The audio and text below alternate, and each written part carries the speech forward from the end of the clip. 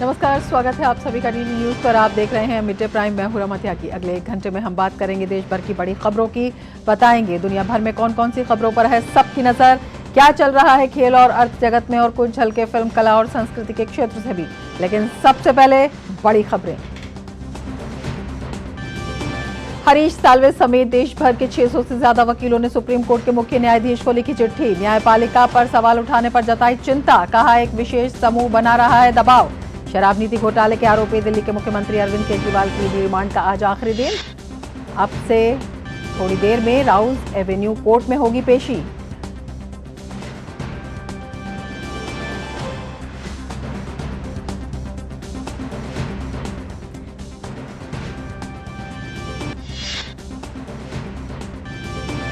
पीलीभीत से टिकट कटने के बाद बीजेपी नेता वरुण गांधी ने लिखा पत्र, अंतिम सांस तक खत्म नहीं होगा पीलीभीत से रिश्ता। वहीं अमेठी रायबरेली में कांग्रेस उम्मीदवारी को लेकर कांग्रेस में सस्पेंस बरकरार।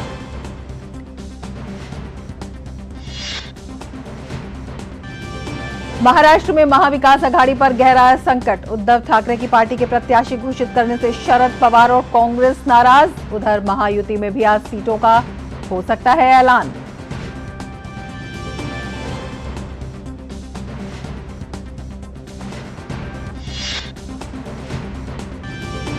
उत्तराखंड के ऊधम सिंह नगर के गुरुद्वारे में बाबा तरसेम सिंह की गोली मारकर हत्या। गुरुद्वारे में बाइक सवार हमलावरों ने बरसाई गोलियां। एसआईटी गठित।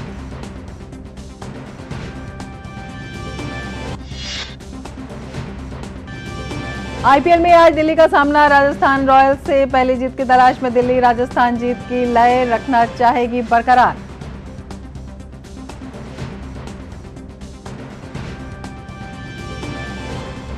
और अब बड़ी खबरों पर विस्तार से नजर।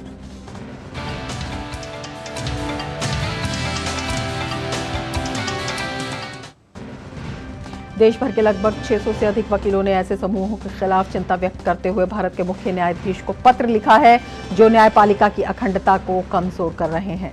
चिंता व्यक्त करने वाले देश के जाने माने वकील शामिल हैं। अधिवक्ताओं के अनुसार ये समूह न्यायिक परिणामों को प्रभावित करने के लिए दबाव की रणनीति अपना रहा है, खासकर राजनीतिक हस्तियों और भ्रष्टाचार के आरोपों से जुड़े मामलों में। उनका तर्क है कि ये कार्रवाइयां लोकतांत्रिक ढांचे और न्यायिक प्रक्रियाओं में रखे गए भरोसे के लिए खतरा पैदा करती है। वकीलों का कहना है कि न्यायपालिका के बारे में झूठी कहानियों का प्रचार किया जा रहा है, जिसका उद्देश्य वर्तमान कार्यवाही को बदनाम करना और अदालतों में जनता के विश्वास को कम करना है। एकमात्र उद्देश्य है जुडिशरी पर, हमारे ऑनरेबल जजेज पर प्रेशर डालना और अपने ढंग का, अपने मन मुताबिक आदेश चाहते हैं लोग। जब करप्शन में इन्वॉल्व किसी एक्यूज्ड को रिलीफ नहीं मिलता है न्यायपालिका से, तो उस पर एक प्रेशर टैक्टिस करके, इस ढंग का सोशल मीडिया का उपयोग करके, दुरुपयोग करके, और इन लोगों ने प्रयास ये चाहा है कि जुडिशरी पर हम दबाव डाल के अपने मन मुताबिक ऑर्डर ले लें।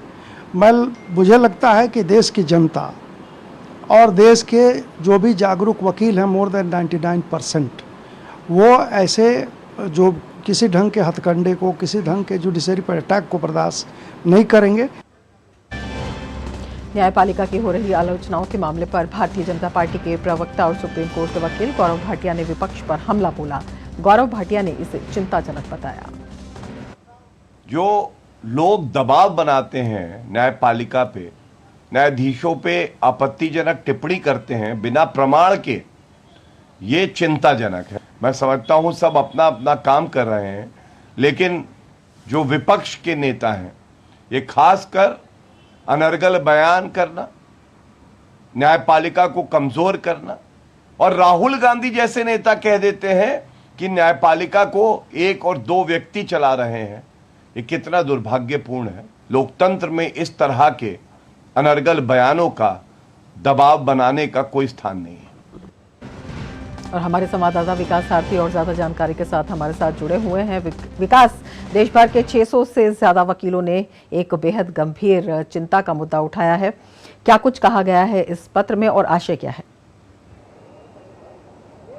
जी रमा, ये लॉयर्स का एक एसोसिएशन है जोधपुर हाई कोर्ट के, ज़्यादातर इसमें लॉयर्स हैं और उन्होंने चिट्ठी लिखी है चीफ जस्टिस ऑफ इंडिया को और ये कहा है कि तमाम इस तरह के हथकंडे अपनाए जा रहे हैं बहुत से पॉलिटिकली सेंसिटिव केसेस में, जिनसे बेंच के ऊपर दबाव बनाया जा सके। और ये कहा गया है कि जब भी उनके मनमाफिक आदेश नहीं आते तो वो कोर्ट को बदनाम करते हैं, कोर्ट की गरिमा को नीचा करने का काम कर रहे हैं।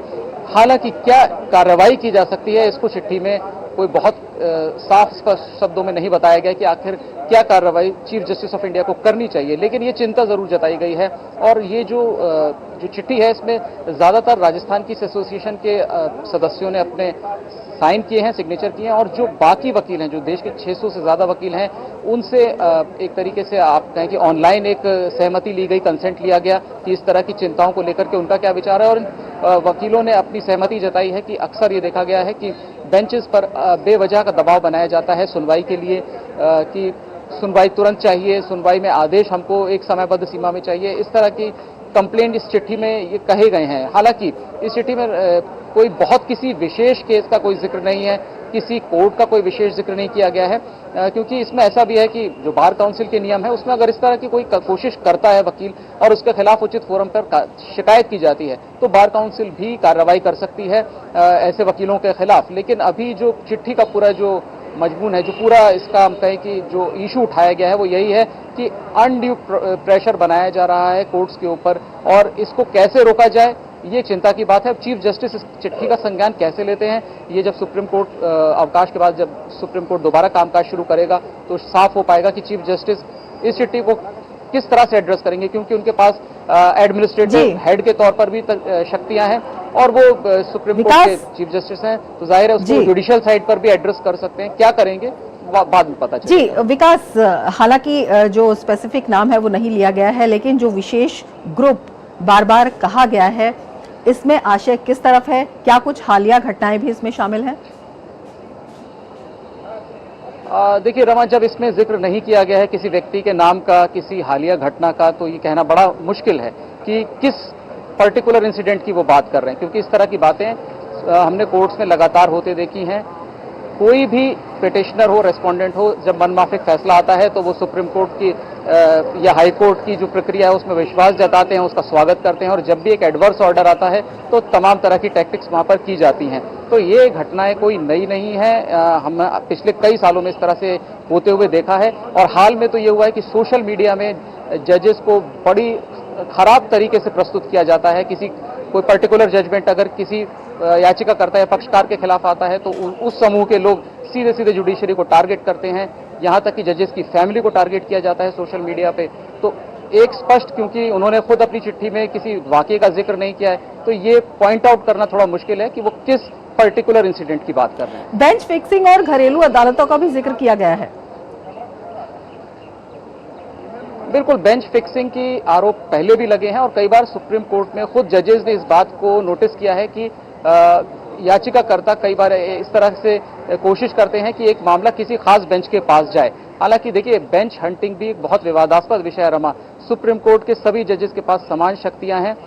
अगर आप बेंच हंटिंग की बात कर रहे हैं तो आप जो भी इस तरह की बात कर रहा है वो एक दूसरे जज पर एलिगेशन या एस्पर्शंस कास्ट करना जिसको कहते हैं वो कर रहा है। तो ये बेंच हंटिंग पूरे संस्थान की जो हम कहें कि गरिमा है, जो उसका स्टेटस है, उसको कॉम्प्रोमाइज करने वाली बात है। ऐसा होता है, इसको जजेस ने भी नोटिस किया है। लेकिन जैसा मैंने कहा कि जब आप एक जज और दूसरे जज के बीच में भेद करेंगे तो वो एक बहुत ही ऐसा विवादित विषय हो जाएगा जिस पर कुछ भी कह पाना बड़ा मुश्किल है। हमने कलकत्ता के मामले में आपने देखा कलकत्ता हाईकोर्ट में कैसे आप पेटिशनर्स और वकीलों की बात छोड़िए, सीधे जजेस ने एक दूसरे पर आरोप प्रत्यारोप लगाए। तो पर्टिकुलर इंसिडेंट कौन सा है, इस पे रमा कह पाना थोड़ा मुश्किल है। बिल्कुल, आप नजर बनाए रखें। विकास, फिलहाल शुक्रिया पूरी जानकारी के लिए। आगे बढ़ेंगे। दिल्ली के मुख्यमंत्री अरविंद केजरीवाल की ईडी की हिरासत अवधि आज खत्म हो रही है। आज अब से थोड़ी देर में राउज एवेन्यू कोर्ट में इस मामले में अरविंद केजरीवाल की पेशी होगी। अदालत तय करेगी कि क्या अरविंद केजरीवाल को प्रवर्तन निदेशालय की हिरासत में आगे भी भेजा जाए या फिर सीबीआई को रिमांड दी जाए। साथ ही केजरीवाल को मुख्यमंत्री पद से हटाने की मांग वाली एक जनहित याचिका पर भी आज दिल्ली हाईकोर्ट में सुनवाई होगी।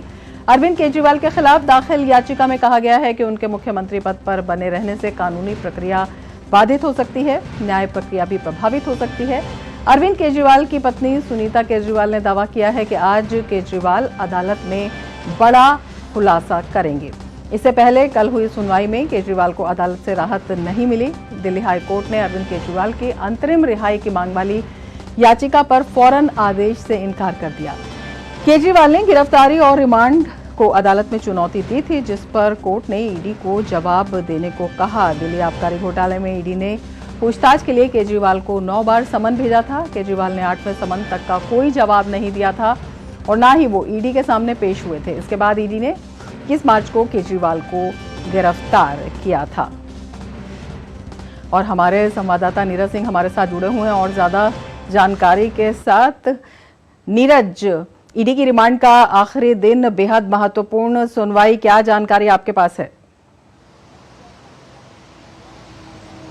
देखिए, बिल्कुल आखिरी दिन है और 28 तारीख तक ही उनको रिमांड पर भेजा गया था। आज कुछ देर के बाद ही अरविंद केजरीवाल को ईडी की जो लोग हैं वो कोर्ट में, राउज एवेन्यू कोर्ट में पेश करेंगे और ईडी की तरफ से ये कोशिश रहेगी कि अरविंद केजरीवाल की जो रिमांड है उसको दोबारा से लेने की वो अदालत में अपील करें।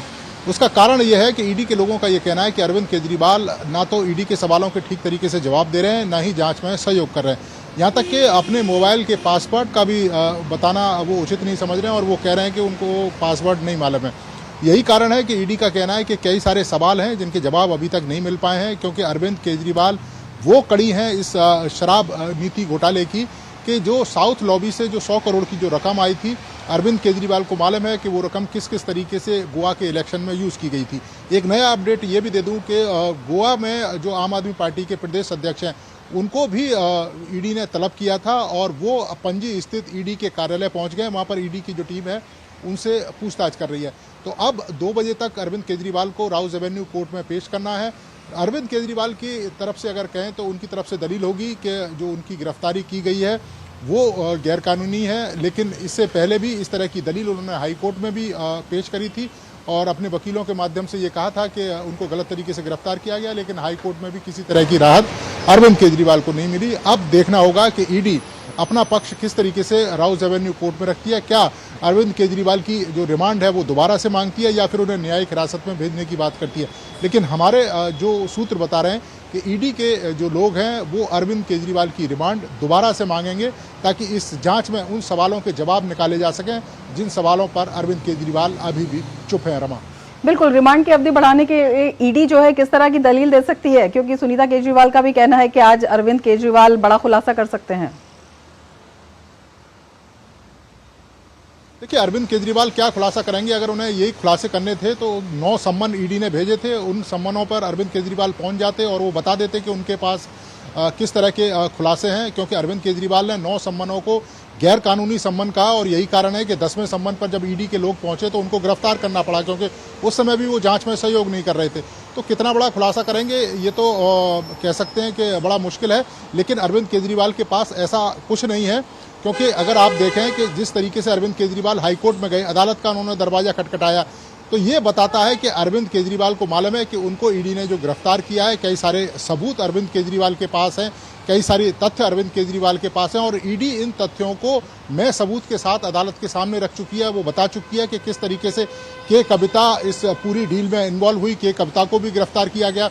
इससे पहले जो के कविता के बुच्ची बाबू जो अकाउंटेंट थे, उनके थ्रू ईडी को ये पता लगा कि साउथ लॉबी किस तरीके से दिल्ली के अंदर शराब नीति में लाइसेंस प्राप्त कर रही थी और उसके एवज में 10 करोड़ की रकम दी गई थी।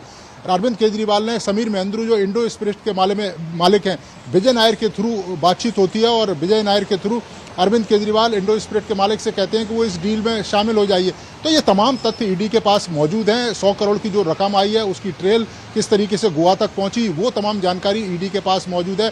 किस तरीके से मनीष सिसोदिया ने एक के बाद एक 12-13 फोनों को डिस्ट्रॉय कर दिया था ताकि सबूत मिटा सके, तो ये तमाम जानकारी ईडी के पास मौजूद है और इन्हीं तथ्यों को ईडी अदालत में सामने रखेगी और ये कहेगी कि अरविंद केजरीवाल की जो रिमांड है वो बढ़ाई जानी चाहिए, क्योंकि कई सारे सवालों के जवाब अरविंद केजरीवाल अभी भी ईडी को नहीं दे रहे हैं। बिल्कुल नीरज, आपसे ये भी समझना चाहेंगे किस तरह से आम आदमी पार्टी और अरविंद केजरीवाल की जो मुश्किलें हैं वो लगातार बढ़ती जा रही हैं, क्योंकि अदालत की तरफ से कोई राहत मिल नहीं पा रही है। अब जो लगातार साउथ कनेक्शन की बात है, जिस तरह से मामला जो पेचीदगियां हैं इसकी और उलझता जा रहा है, उसको देखते हुए क्या कुछ और आगे का प्रोसेस ये भी तय करेगा कि मुख्यमंत्री पद पर वो रहेंगे या नहीं रहेंगे?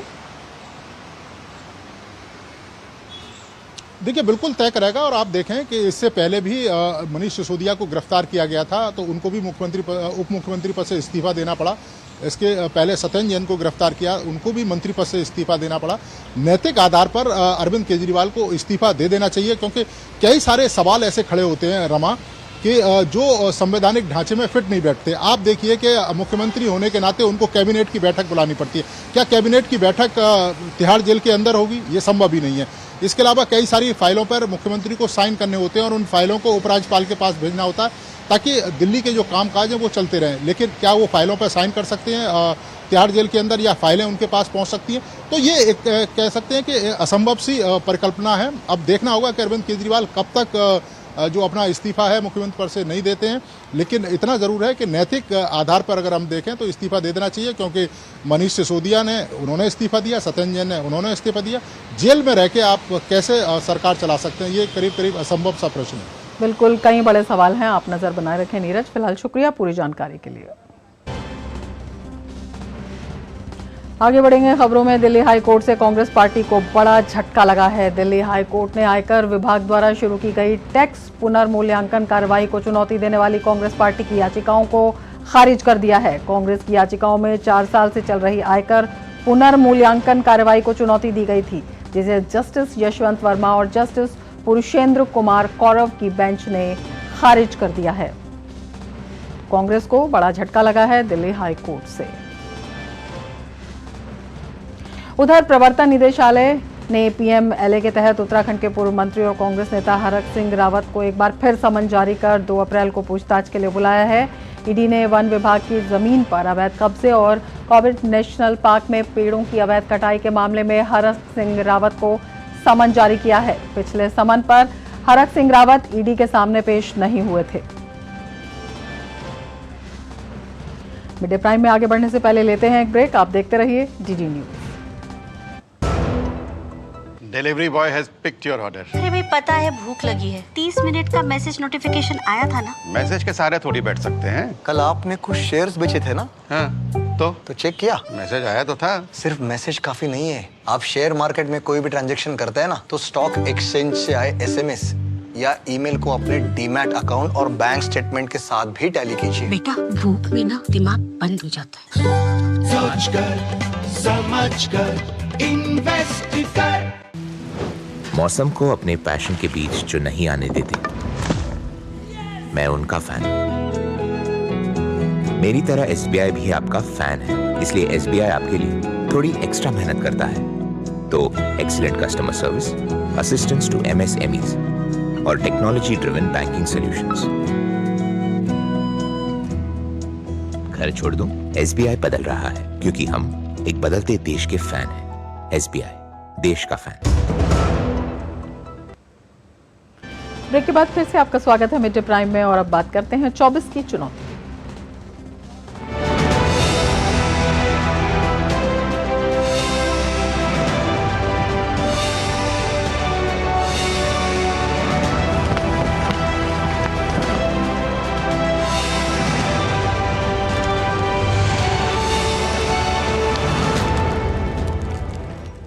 पीलीभीत से टिकट नहीं मिलने के बाद मौजूदा भाजपा सांसद वरुण गांधी ने अपने संसदीय क्षेत्र के वासियों के नाम एक चिट्ठी लिखी है। इस पत्र में उन्होंने पीलीभीत की जनता से जुड़ी भावना को साझा किया। उन्होंने लिखा कि सांसद के रूप में उनका कार्यकाल समाप्त हो रहा है, लेकिन बेटे के रूप में वो सेवा करते रहेंगे। पीलीभीत की महान जनता की सेवा करने का उन्हें अवसर मिला। राजनीति में वो जन सेवा की भावना और आम जनता की आवाज उठाने के उद्देश्य से आए, और इसके लिए वो आजीवन प्रतिबद्ध हैं। पीलीभीत की जनता से उनका रिश्ता प्रेम और विश्वास का है। उन्होंने लिखा कि वे बचपन में पीलीभीत आया करते थे। उनकी परवरिश और विकास में पीलीभीत के लोगों का आदर्श, सरलता और सहृदयता का बड़ा योगदान है। पीलीभीत की जनता के लिए उनके घर के दरवाजे पहले ही की तरह हमेशा खुले रहेंगे। और बात करेंगे अमेठी और रायबरेली संसदीय सीट की। ये सीट इसलिए चर्चा का विषय बनी हुई है क्योंकि सवाल ये है कि क्या इस बार दोनों ही सीट से गांधी परिवार की दावेदारी खत्म हो रही है। बीजेपी सांसद स्मृति ईरानी से अमेठी से पिछला चुनाव हारने के बाद राहुल गांधी इस बार यहां से चुनाव ही नहीं लड़ रहे हैं। राहुल गांधी का नाम इस बार अभी तक सिर्फ केरल के वायनाड से प्रत्याशी के तौर पर आया है, अमेठी से नहीं। वहीं दूसरी ओर बढ़ती उम्र का सेहत का हवाला देते हुए सोनिया गांधी ने भी रायबरेली से चुनाव नहीं लड़ने का फैसला किया है। ऐसे में सवाल यही है कि आखिर कांग्रेस के मन में क्या है, क्योंकि कांग्रेस की केंद्रीय चुनाव समिति की हुई बैठक में इन दोनों सीटों पर चर्चा नहीं हुई। उधर बीजेपी भी रायबरेली सीट पर उम्मीदवार उतारने से पहले शायद इसी बात का इंतजार कर रही है कि कांग्रेस से उम्मीदवार कौन होगा। अंदर खाने चर्चा इस बात की भी है कि आखिरी वक्त में शायद प्रियंका गांधी रायबरेली से चुनाव लड़ सकती हैं। और हमारे संवाददाता विकास सिंह इस वक्त लखनऊ से जुड़े हुए हैं इन तमाम खबरों पर जानकारी के साथ। विकास, सबसे पहले आपसे अमेठी और रायबरेली के बारे में ही जानना चाहेंगे। कभी ये कांग्रेस का गढ़ कहा जाता था, लेकिन अब जिस तरह से कांग्रेस का नाता लगातार इन सीटों से छूट रहा है, क्या कुछ देखने को मिल रहा है और इन सीटों पर जो सस्पेंस है उसका किस तरह से विश्लेषण करेंगे? अगर इस रायबरेली अमेठी की बात करें तो हम बात करेंगे 2014 के बाद से ही। 14 में उत्तर प्रदेश में मात्र 2 सीटें जीतती है कांग्रेस, रायबरेली और अमेठी। उसके बाद राहुल गांधी अमेठी से और सोनिया गांधी रायबरेली से। उसके बाद 19 को चुनाव आता है, एक बड़ा परिवर्तन फिर से लाता है। राहुल गांधी अमेठी से अपना चुनाव हार जाते हैं, स्मृति ईरानी उन्हें 50,000 से ज्यादा वोटों से हराती हैं। और उसके बाद वहीं सोनिया गांधी की जो जीत का अंतर था, जो कई लाखों में होता था, वो तकरीबन 1 लाख के आसपास पहुंच गया था, 1 लाख से नीचे पहुंच गया था। और उसके बाद हुए 2022 के विधानसभा चुनाव। 10 विधानसभा होती हैं रायबरेली अमेठी को मिलाकर, एक पे भी कांग्रेस वहां पर अपना खाता नहीं खोल पाई। और यही एक डर था जो कांग्रेस में, गांधी परिवार में एक डर समा गया, क्योंकि उस चुनाव प्रचार में प्रियंका गांधी इन दोनों जगहों पर जाकर विधानसभा की हर गली में जाकर उन्होंने प्रचार किया था अपने प्रत्याशियों को लेकर। उसके बाद भी अगर एक उम्मीदवार नहीं जिता पाती हैं तो ये माना जाता है कि आपका जो चार्म था, जो आपसे जो उम्मीदें थी लोगों को, वो पूरी नहीं हो पाई और जनता के जो वोट थे वो वोट के रूप में कन्वर्ट नहीं हो पाए समर्थक के। तो कहीं न कहीं वो एक सबसे बड़ा कारण था कि रायबरेली अमेठी में अभी भी उन्होंने ये तय नहीं किया है कि वो इस बार वहां से चुनाव लड़ेंगे। गांधी परिवार अपने ही गढ़, अपने ही पारंपरिक पारिवारिक सीट जिसे कहते हैं, जहां से उनके दादा दादी माता पिता चुनाव लड़ चुके हैं, एक लंबे अरसे तक वहां से प्रतिनिधित्व कर चुके हैं, अब वहां पर वो चुनाव लड़ने की इच्छा शक्ति नहीं जगा पा रहे हैं। और उसके कारण तमाम सारे जो कार्यकर्ता हैं, तमाम सारे जो लोग हैं, यहाँ के स्थानीय निवासी हैं,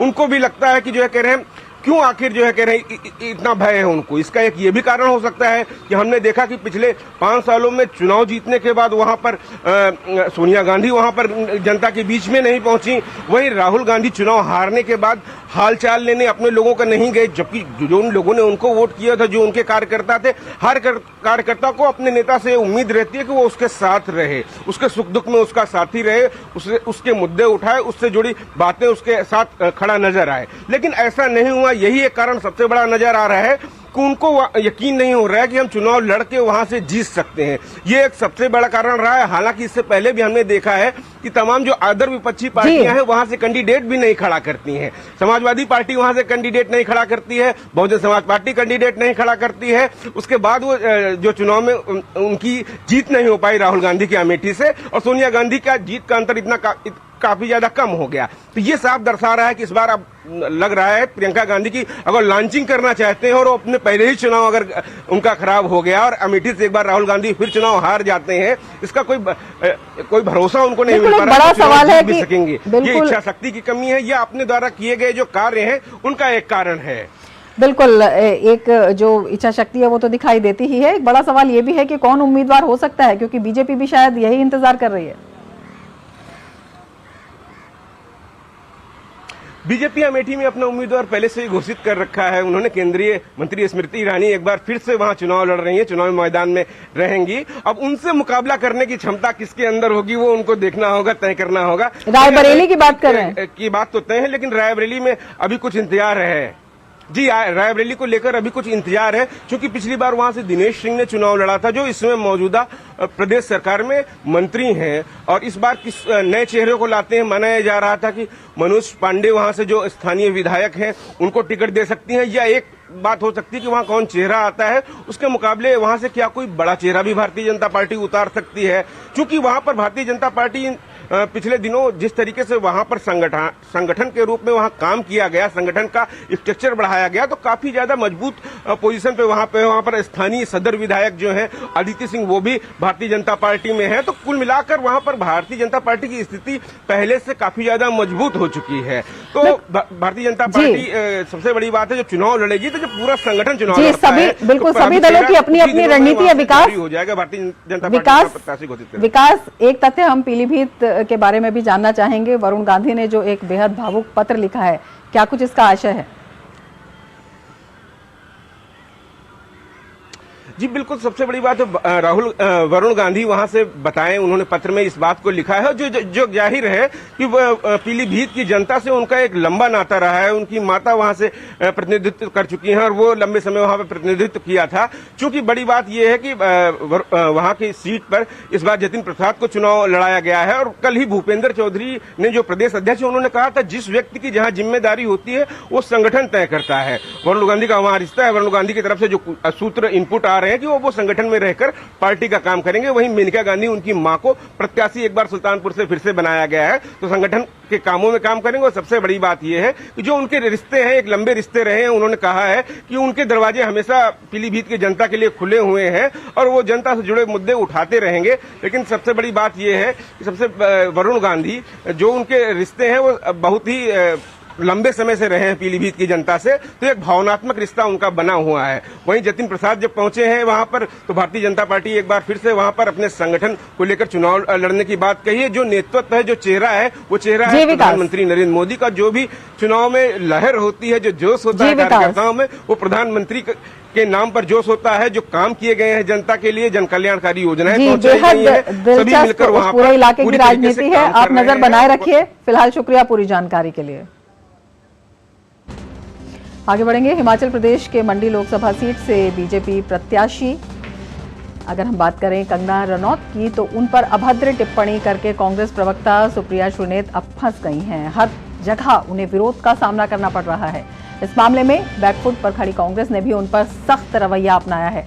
कांग्रेस ने मौजूदा चुनाव में महाराजगंज से इस बार उनको टिकट नहीं दिया है। महाराजगंज से उम्मीदवार के रूप में 2019 का श्रीनेत चुनाव लड़ी थी, लेकिन वे भाजपा के पंकज चौधरी से हार गई थी। इस बार कांग्रेस ने उन्हें हटाकर वीरेंद्र चौधरी को इस सीट से टिकट दिया है। इससे पहले चुनाव आयोग ने श्रीनेत को उनके पोस्ट पर कारण बताओ नोटिस जारी किया था। और बिहार के बाहुबली नेता पप्पू यादव खुद के चले दांव में ही फंस गए हैं। पूर्णिया से टिकट की आस में अपनी पार्टी का कांग्रेस में विलय करने वाले पप्पू यादव ने ये सोचा भी नहीं होगा कि गठबंधन का घटक दल राजद ही उनके लिए कांटे पैदा कर देगा। दरअसल पूर्णिया लोकसभा सीट के लिए पप्पू यादव की खुली घोषणा के बावजूद लालू यादव ने यहां से बीमा भारती को टिकट दे दिया है। उधर पप्पू यादव भी पीछे हटने को तैयार नहीं है। बीमा भारती को पूर्णिया से आरजेडी का टिकट मिलने के बाद पप्पू यादव ने भी अपनी दावेदारी पेश कर दी है। पप्पू यादव अभी तक अपने रुख पर कायम है। हालांकि अब वे कांग्रेस में हैं तो महागठबंधन धर्म का पालन करना उनकी मजबूरी बन चुका है। मतलब कांग्रेस पार्टी कुछ कर नहीं सकती है और पप्पू यादव कुछ करने के काबिल नहीं बचे हैं। हमारे संवाददाता कुमार आलोक हमारे साथ और ज्यादा जानकारी के साथ जुड़ गए हैं। कुमार आलोक, सबसे पहले हम सुप्रिया श्रीनेत का जो टिकट कटा है उस मामले पर आपसे बात करना चाहेंगे, वजह जानना चाहेंगे। क्या कंगना रनौत पर टिप्पणी उन्हें भारी पड़ी? बिल्कुल सही कहा आपने। जो जिस तरह की उन्होंने टिप्पणी की थी, अमर्यादित टिप्पणी थी, और एक जर्नलिस्ट वो रह चुकी हैं, पढ़ी लिखी हैं, और उसके बावजूद इस तरह का जो स्टेटमेंट था वो बहुत ही शर्मनाक था। और यही कारण था कि पार्टी ने तुरंत उन्हें कारण बताओ नोटिस जारी किया।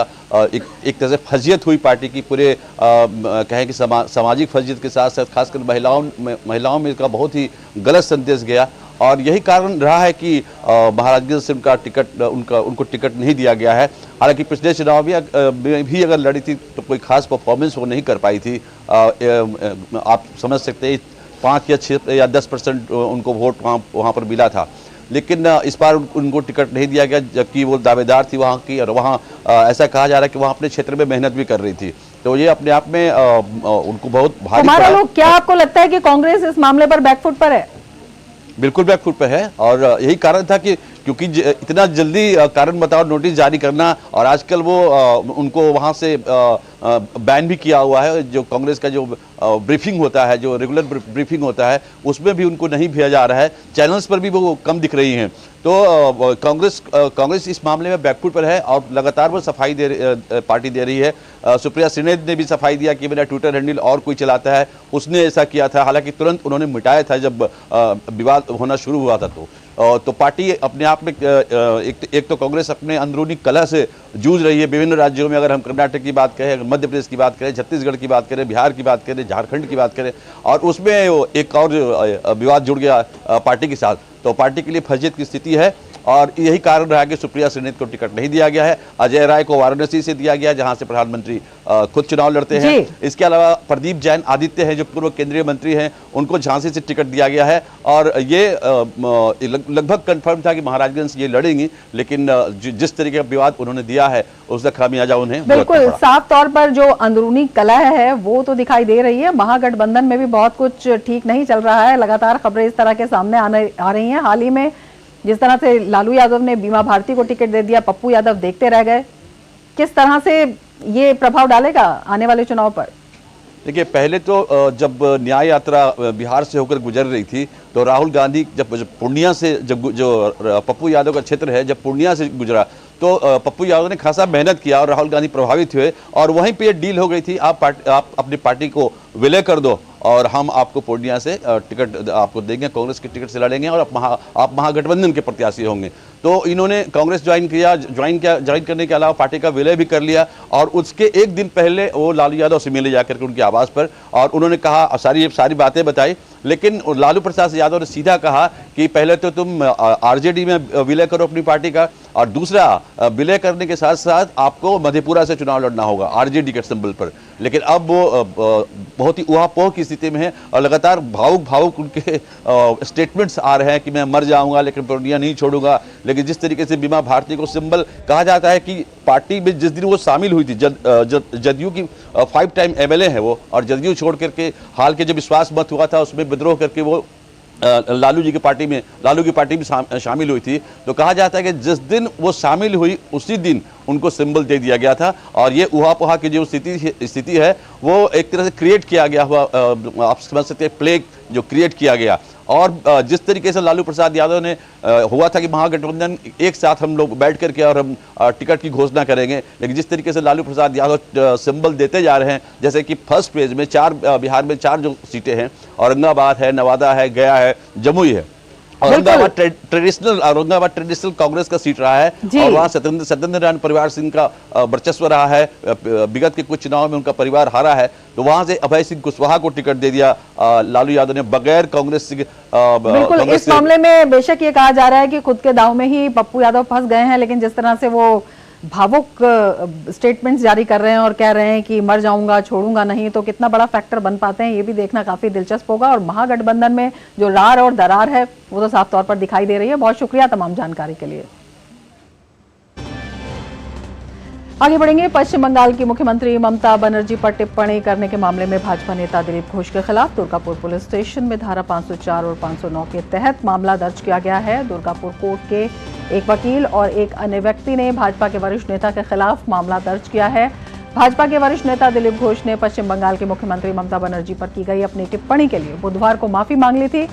उन्होंने कहा कि उनकी पार्टी और अन्य लोगों को उनके शब्दों के चयन को लेकर आपत्ति है, और अगर ऐसा है तो उन्हें इसके लिए खेद है। गौरतलब है कि तृणमूल कांग्रेस ने उनके बयान को लेकर चुनाव आयोग में शिकायत दर्ज कराई थी। दिलीप घोष ने अपनी सफाई पेश करते हुए कहा कि मुख्यमंत्री ममता बनर्जी के साथ उनकी व्यक्तिगत लड़ाई नहीं है, ये केवल उनका राजनीतिक बयान था।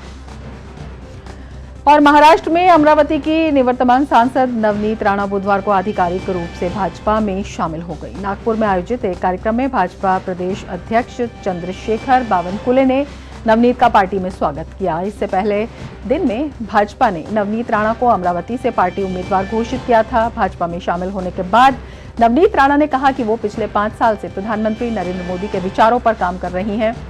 उनकी विचारधारा भी भाजपा से मेल खाती है। और लोकसभा चुनाव को लेकर सत्ता पक्ष और विपक्ष दोनों अपने अपने उम्मीदवारों की घोषणा कर रहे हैं। महाराष्ट्र की कुल 48 लोकसभा सीटों पर किस उम्मीदवार को चुनाव मैदान में उतारा जाए, इसे लेकर एनडीए और इंडी गठबंधन में लगातार बैठकों का दौर जारी है। हालांकि सूत्रों के मुताबिक महाराष्ट्र में महायुति यानी एनडीए में लगभग सीट शेयरिंग पर सहमति बन गई है। संभावना है कि आज एनडीए महायुति सीट बंटवारे का ऐलान कर सकती है। अगर राज ठाकरे की एमएनएस भी एनडीए महायुति गठबंधन में आती है तो एक सीट उन्हें भी दी जा सकती है। उधर मुंबई में आज एनसीपी शरद गुट प्रमुख शरद पवार लोकसभा चुनाव के उम्मीदवारों की सूची को अंतिम रूप देने के लिए अपने दल के नेताओं से मिलने के लिए कार्यालय पहुंचे। महाराष्ट्र में महाविकास आघाड़ी में गठबंधन धर्म का पालन न करने पर अपनी नाराजगी व्यक्त कर चुके शरद पवार के अगले कदम का सबको इंतजार है। उन्होंने बुधवार को शिवसेना उद्धव गुट के 17 प्रत्याशियों के नामों के ऐलान के बाद अपनी नाराजगी जता दी। इस बीच सुप्रिया सुले का भी बयान आया है और उन्होंने कहा है एक लोकतांत्रिक गठबंधन में हर किसी को अपनी बात कहने का हक है।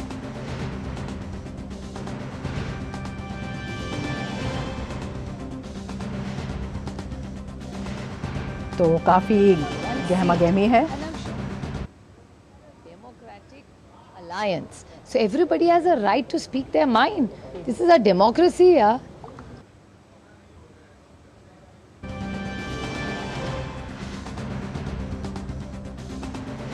तो चुनावी गहमा-गहमी काफी तेज। मुंबई से शिशिर शैलार हमारे साथ जुड़ रहे हैं और ज्यादा जानकारी के साथ। शिशिर, सबसे पहले आपसे जानना चाहेंगे महायुति के बारे में, क्या कुछ सीट शेयरिंग का फॉर्मूला हो सकता है और किस तरह से ये जो है तय किया जा रहा है, क्या जानकारी आपके पास है? बिल्कुल, देखिए इस वक्त महायुति की बात करें तो जो खबर हमें मिल रही है उसके अनुसार आज महायुति की एक प्रेस कॉन्फ्रेंस हो सकती है जिसमें जो महायुति के उम्मीदवार है उनके नामों का ऐलान किया जा सकता है। हालांकि इस बारे में जानकारी कुछ 2 दिन पहले ही जो एनसीपी चीफ है अजित पवार उन्होंने स्पष्ट कर दी थी कि 28 तारीख को एक ज्वाइंट प्रेस कॉन्फ्रेंस की जाएगी और जिसमें नामों का ऐलान किया जाएगा। हालांकि अब तक ये बताया नहीं गया कि कितने बजे प्रेस कॉन्फ्रेंस होगी, लेकिन जो खबर हमें इस वक्त मिल पा रही है उसके अनुसार तकरीबन शाम को ये प्रेस कॉन्फ्रेंस हो सकती है जिसमें महायुति के जो पक्ष है वो सब एक साथ आएंगे, एक मंच पर आएंगे और इन नामों का ऐलान करेंगे। अमूमन इस वक्त अगर महायुति की बात जी देखिए जो खबर इस वक्त मिल पा रही है उसके अनुसार आज शाम तक जो है ये खबर हमें मिल पाएगी कि महायुति में कौन से उम्मीदवार है। जो एक ऑफिशियल प्रेस कॉन्फ्रेंस जैसे मैंने कहा था कि इससे पहले घोषित किया था अजित पवार ने कि 28 तारीख को एक ऑफिशियल अनाउंसमेंट होगी महायुति की सभी उम्मीदवारों की और एक ज्वाइंट प्रेस कॉन्फ्रेंस भी होगी। उसके अनुसार अब तक आधिकारिक जो इसके बारे में स्पष्टता नहीं आई है कितने बजे प्रेस कॉन्फ्रेंस होगी और कहां होगी, लेकिन जो खबर आप आ पा रही है उसके अनुसार आज शाम को ये प्रेस कॉन्फ्रेंस होने की संभावना है।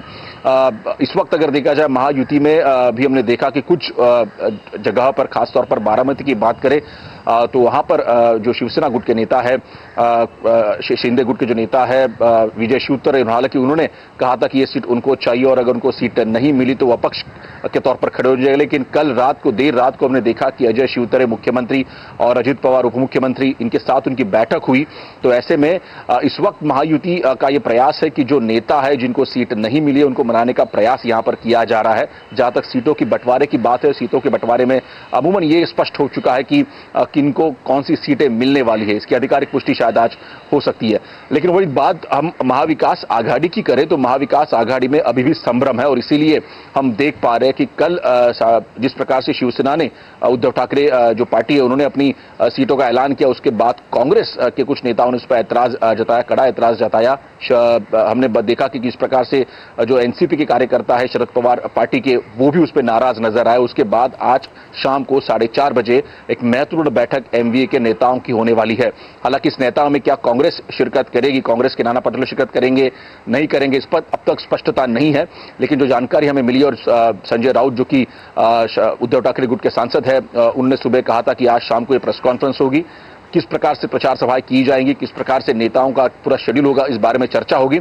सीट शेयरिंग के बारे में कोई स्पष्टता इसमें नहीं है। तो ऐसे में ये देखना होगा कि क्या महाविकास आघाड़ी भी जो है अपने सभी उम्मीदवारों का ऐलान यहां पर करती है, क्या उनमें चर्चा हुई है, नहीं हुई है, कौन से सीट पर कौन सी पार्टी लड़ेगी, ये अब तक स्पष्टता नहीं हुई है। तो क्या इस पर भी चर्चा इस बैठक में होगी, ये बड़ा सवाल होगा। जी रमा, बिल्कुल बड़ा सवाल है और इंतजार करना होगा इसके लिए। आप नजर बनाए रखें शिशिर, बहुत शुक्रिया तमाम जानकारी के लिए। तो इसके साथ ही 24 की चुनौती में फिलहाल इतना ही।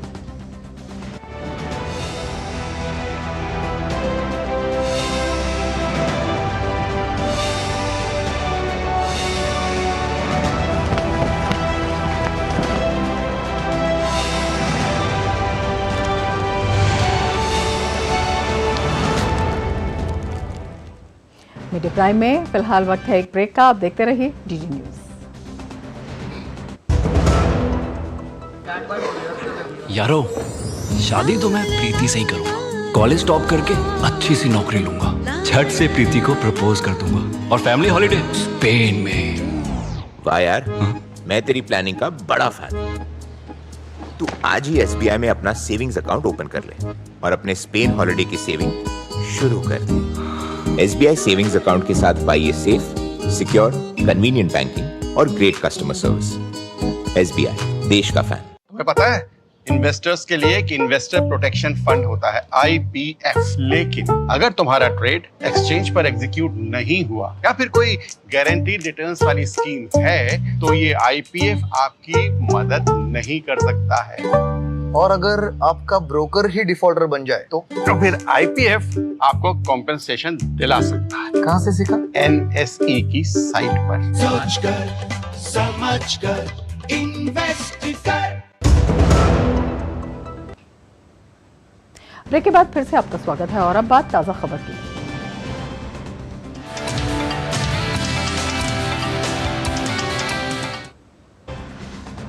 केंद्र सरकार ने मनरेगा मजदूरी दर में संशोधन को लेकर लेटेस्ट नोटिफिकेशन जारी कर दिया है। देश भर में महात्मा गांधी राष्ट्रीय ग्रामीण रोजगार गारंटी योजना मनरेगा के तहत काम करने वाले मजदूरों को अब पहले के मुकाबले प्रतिदिन के हिसाब से ज्यादा मजदूरी मिलेगी। सरकार ने मनरेगा मजदूरी दर में 3 से 10% तक का इजाफा कर दिया है। पूरे भारत में औसत मनरेगा मजदूरी बढ़ोतरी 28 रुपए प्रतिदिन है। वित्तीय वर्ष 2024-25 के लिए औसत वेतन 289 रुपए होगा, जबकि वित्त वर्ष 23-24 के लिए 261 रुपए है। सरकार के इस नोटिफिकेशन से पता चलता है कि हरियाणा में प्रतिदिन अधिकतम 374 रुपए मजदूरी मिलेगी। गोवा में 10.56% और कर्नाटक में 10.4% में सबसे अधिक प्रतिशत बढ़ोतरी हुई है। धार के ऐतिहासिक भोजशाला का हाईकोर्ट के निर्देश पर एएसआई टीम द्वारा लगातार सर्वे किया जा रहा है। आज 7वें दिन भी सर्वे का काम जारी है। सर्वे के लिए भारतीय पुरातत्व सर्वेक्षण की एक टीम धार में भोजशाला परिसर पहुंच चुकी है। परिसर के अंदर प्रवेश करने से पहले सभी की जांच की गई। इस दौरान परिसर की चारों ओर सुरक्षा के पुख्ता इंतजाम किए गए। अदालत के निर्देश पर एएसआई 22 मार्च से भोजशाला का वैज्ञानिक आधार पर सर्वे कर रही है। जानकारी के अनुसार सर्वे में विशेषज्ञ अधिकारियों के विभिन्न दल परिसर में अलग अलग कार्यों को अंजाम दे रहे हैं। परिसर के अंदरूनी स्ट्रक्चर, स्तंभों, शिलालेखों का बारीकी से परीक्षण कर केमिकल ब्रश और मशीन का उपयोग करते हुए सैंपल ले रहे हैं। परिसर के बाहर की ओर भी मिट्टी की खुदाई कर कुछ स्थानों को चिन्हित किया गया है और वैज्ञानिक विधि से परीक्षण किया जा रहा है। उत्तराखंड के उधम सिंह नगर जिले के नानक मता साहब गुरुद्वारे में बाबा तरसेम सिंह की गोली मारकर हत्या कर दी गई। 2 बाइक सवार हमलावरों ने डेरे के बाहर से ताबड़तोड़ फायरिंग की। इस हमले में तरसेम सिंह गंभीर रूप से घायल हो गए। अस्पताल में इलाज के दौरान उनकी मौत हो गई। घटना का संज्ञान लेते हुए खटीमा के एसडीएम रविंद्र सिंह बिष्ट ने कहा कि क्षेत्र में कानून व्यवस्था की स्थिति सामान्य है।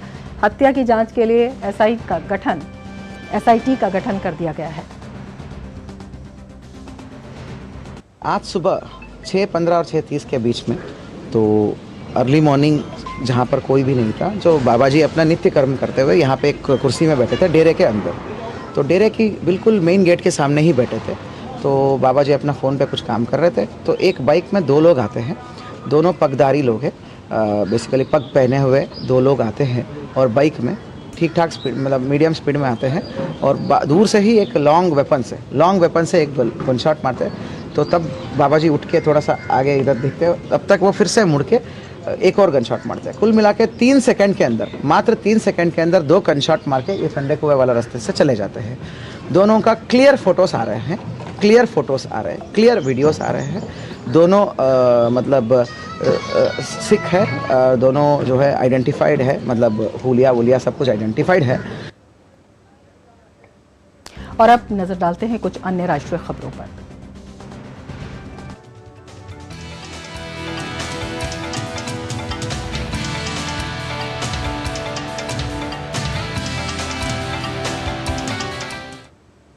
केंद्र सरकार ने नागालैंड के 8 जिलों और 5 अन्य जिलों के 20 पुलिस स्टेशनों में अफसपा को 6 महीनों के लिए बढ़ा दिया है। अशांत क्षेत्रों की श्रेणी में रखे गए इन इलाकों में अफसपा अधिनियम 1 अप्रैल 2024 से जारी रहेगा।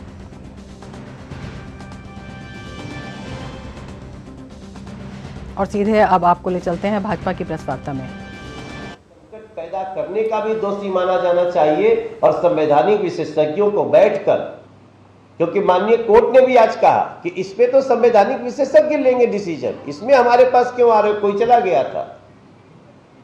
तो उनका भी संकेत है कि प्रशासनिक लोग ले, और ऐसे समय में हमें पूरा विश्वास है कि संवैधानिक विशेषज्ञ बैठेंगे और दिल्ली को इस तरह से ठप करके बैठने वाले, जेल के अंदर बैठने वाले व्यक्ति के ऊपर भी कोई न कोई कार्रवाई होगी। धन्यवाद। तो बीजेपी की प्रेस वार्ता का सीधा प्रसारण आप देख रहे थे। आगे बढ़ते हैं खबरों में। शैक्षणिक सत्र 2024-25 से राष्ट्रीय पात्रता परीक्षा नेट के स्कोर के आधार पर पीएचडी में दाखिला मिलेगा। विश्वविद्यालय अनुदान आयोग यूजीसी के अध्यक्ष एम जगदीश कुमार ने बताया कि यूजीसी काउंसिल की बैठक में राष्ट्रीय शिक्षा नीति 2020 के तहत पीएचडी दाखिले के लिए नए नियमों को मंजूरी मिली है। इसके तहत नेट स्कोर के आधार पर 3 श्रेणियों में लाभ मिलेगा। जिन उम्मीदवारों का नेट परसेंटाइल अधिक होगा वे श्रेणी 1 में होंगे और जेआरएफ सहायक प्रोफेसर के साथ पीएचडी दाखिले और फेलोशिप के लिए भी योग्य होंगे। यूजीसी के इस फैसले के बाद पीएचडी कार्यक्रम में दाखिले के लिए उम्मीदवारों को अलग अलग विश्वविद्यालयों की प्रवेश परीक्षा नहीं देनी होगी।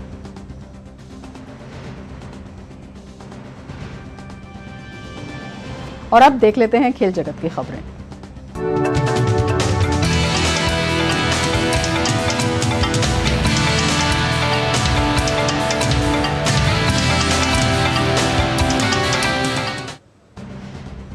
इंडियन प्रीमियर लीग में आज जयपुर में राजस्थान रॉयल्स का सामना दिल्ली कैपिटल्स से होगा। राजस्थान ने इस सीजन में अपना पहला मुकाबला लखनऊ सुपर जॉयंट्स के खिलाफ खेला था, जहां टीम ने जीत दर्ज की थी। वहीं दिल्ली की बात करें तो टीम को पंजाब किंग्स के खिलाफ हार मिली थी। राजस्थान रॉयल्स के ज्यादातर बल्लेबाज अच्छी लय में है, हालांकि टीम को अपने स्टार खिलाड़ी जोस बटलर के फॉर्म में लौटने का इंतजार रहेगा।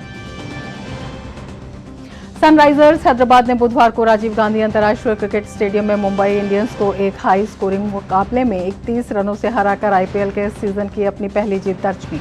ऐसे में जहां एक तरफ ये जीत टीम के लिए खास रही, वहीं इस जीत के बीच कुछ बेहतरीन रिकॉर्ड्स भी सामने आए। तो आइए नजर डाल लेते हैं इन रिकॉर्ड्स पर इस रिपोर्ट के जरिए। इंडियन प्रीमियर लीग के 17वें सीजन का रोमांच शुरू हो चुका है और रिकॉर्ड्स की बारिश भी जबरदस्त रूप से हो रही है।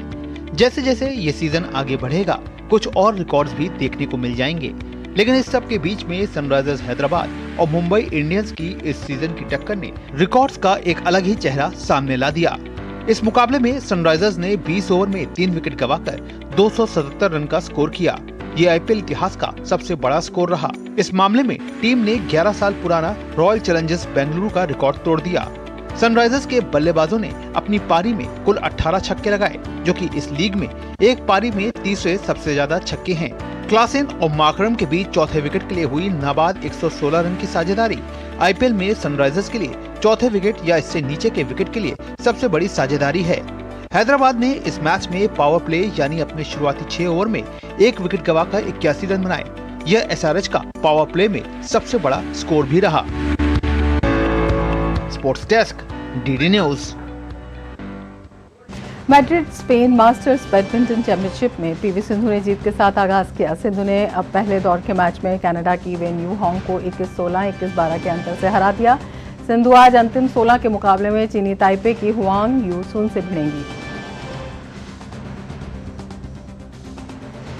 वहीं अश्मिता चलिहा को हार का मुंह देखना पड़ा। चलिहा को थाईलैंड की इंतानोन ने 21-13, 21-11 से हराया।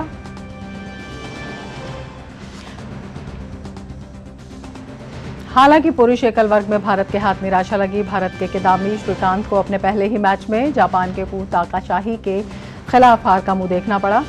जापानी खिलाड़ी ने श्रीकांत को 21-18, 21-15 के सीधे गेम में शिकस्त दी।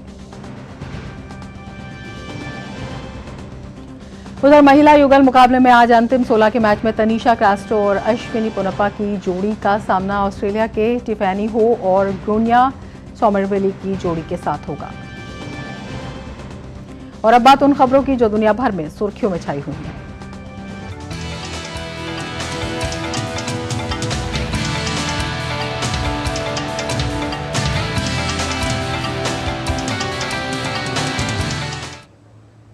अमेरिका के मैरीलैंड के बाल्टीमोर शहर में जहाज के एक ब्रिज से टकराने की दुर्घटना में 2 लोगों के शव को खोज लिया गया। इस दुर्घटना में 6 लोग लापता थे। ये दुर्घटना मंगलवार को हुई जब जहाज डाली सिंगापुर से श्रीलंका जा रहा था।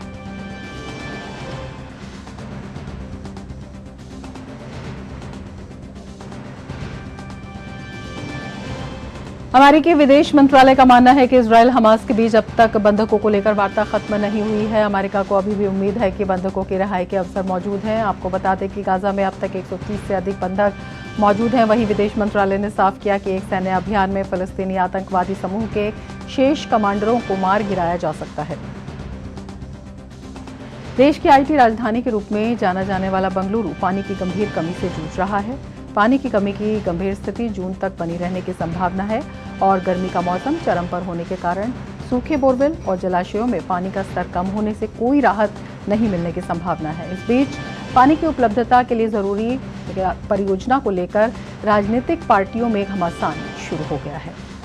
में खाली पानी के घड़े, कतारों में खड़े लोग और पानी के टैंकरों का दिखना एक नियमित विशेषता है, लेकिन इस साल संकट और भी बदतर हो गया और चारों तरफ पानी के लिए हाहाकार मच गया, क्योंकि कम बारिश के कारण बोरवेल भी अब सूख गए हैं और जलाशय का स्तर भी कम हो गया।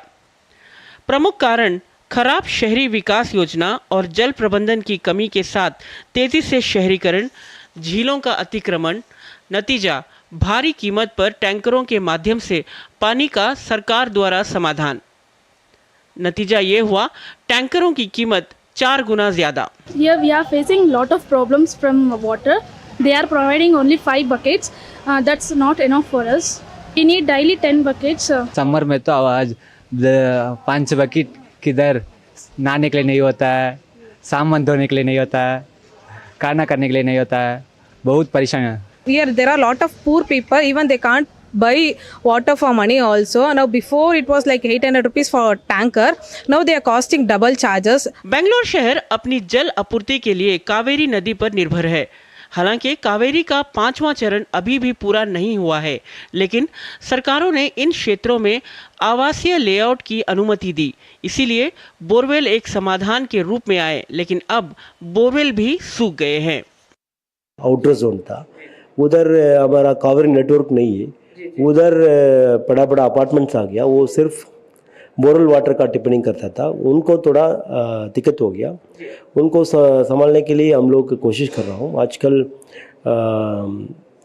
हमारा तरफ से टैंकर दे दिया उन लोग के लिए, एक 79 टैंकर से प्रिफरल जोन के लिए दे दिया। बेंगलुरु के विकास के साथ प्रतिदिन पानी की आवश्यकता 2600 मिलियन लीटर है, लेकिन शहर को केवल 1450 मिलियन लीटर दिन में मिलता है। 650 mld पानी बोरवेल से लिया जाता है।